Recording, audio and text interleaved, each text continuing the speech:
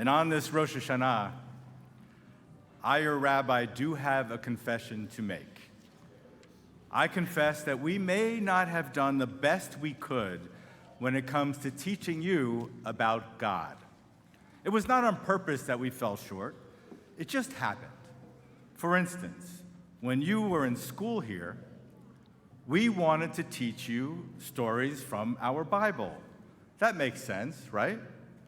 So, which story would a kindergarten teacher or a first grade teacher choose? The one with the animals, right? And even better than that, the story of Noah allows young students to practice their counting 2 by 2 by 2. That's Mrs. Noah there rounding up the donkeys. Oh, and also there's a boat. Well, not that boat, but you get the idea.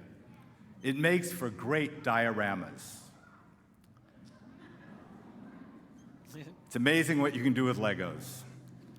And from an educator's point of view, do you know that at a certain stage of a child's life, there is only one thing that she can draw that looks like what she is trying to draw? Can't do a house yet,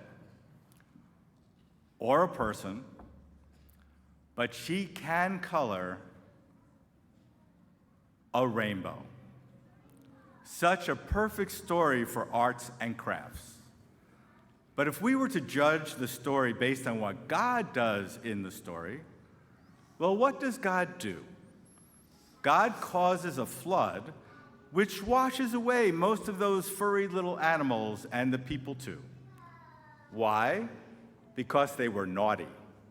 Folks, this is a second grader's worst nightmare. And then, to further confuse the issue, we go on to recite the blessings with you over and over again. And how did they begin? Baruch atah Adonai Eloheinu melech, which means King of the universe. Really? First of all, if God were a person, she would be a woman for sure. But as Jews, we don't believe that God is a human being of any kind, and certainly not a king.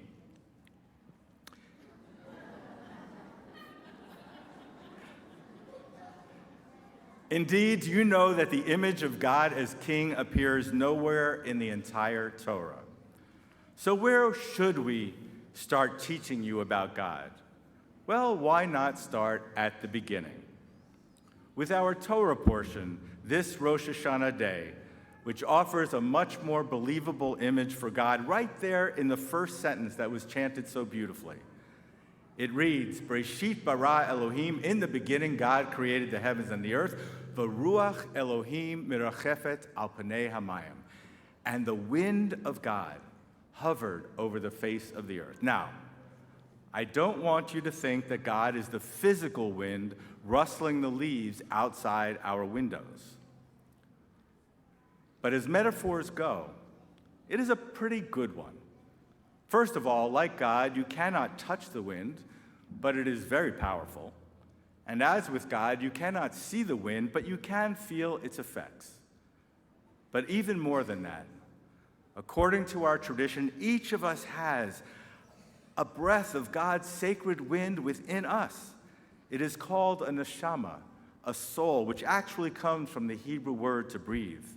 It is the part that you cannot touch, but that causes you to be kind to other people when it is difficult, that helps you to love, to be generous, to know that it is wrong to hurt animals or other people. But I must admit that even our creation story causes some people problems because they believe that it is not scientific.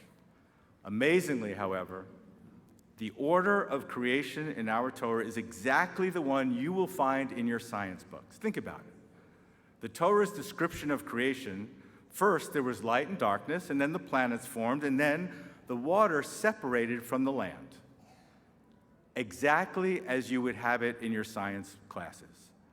And then, just as Darwin would have it, there came little squiggly things in the oceans, then fish, sometimes even scary fish.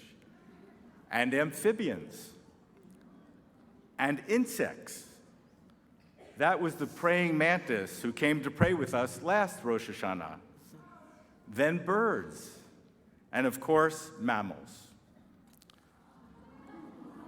That's Maple, by the way. He loves celebrating Hanukkah. And finally, on the sixth day, us, human beings. Yeah, she is pretty cute. Pretty amazing, right? The biblical story of creation and the scientific one are almost exactly the same. But, Rabbi, creation took millions of years, not 6 days. Yes, but how long is a day in God's eyes? Do you think that God gets to work at 9 in the morning and leaves work at 5 in the afternoon? Why is this important? Why do I want you to find a God that you can believe in?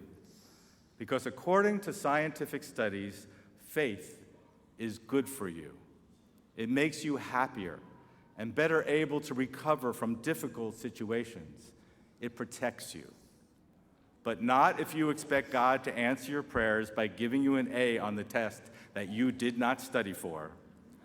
Personally, I've been praying for a Jaguar XKE to show up in my driveway for decades. And so far, bupkis. Now, I know some of you believe that your prayers were answered by God when the Lions defeated the Super Bowl champion Chiefs last week. But God wasn't responsible for that one. Unless, of course, this is your idea of God. No, the wind of God cannot send you presents from heaven or football victories. For God is not like a giant candy machine in the sky into which you place your prayer tokens in the hope of receiving the Snicker bar of happiness out the other side. But if God does not answer our prayers, you might ask, why pray? But perhaps God does answer our prayers all the time. In a situation that requires you to be brave, for instance, try praying to God and see if your soul suddenly finds courage. Or if you find yourself in need of perspective, perhaps God can be like a big jungle gym you can climb up on, take a look around, and then lower yourself back down into the playground and be able to deal with the mean kids more effectively. And this is going to blow your mind. You can pray for nothing at all. Because another image of God that I love is that God is like light. Like God, light is everywhere and all-powerful. Without light, there would be no life. And yet we cannot touch it, nor can we ask light to do us any favors. So perhaps when you pray, you can instead imagine that you are like a prism, reflecting God's light unto the world in even more brilliant colors. What do you get out of it? Perhaps nothing, but perhaps everything.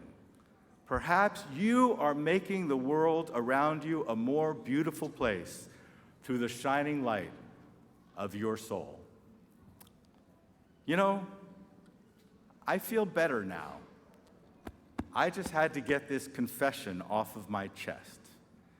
And I pray that my confession will help you find faith in a God that you can not only believe in, but also turn to in times of sorrow and in times of joy.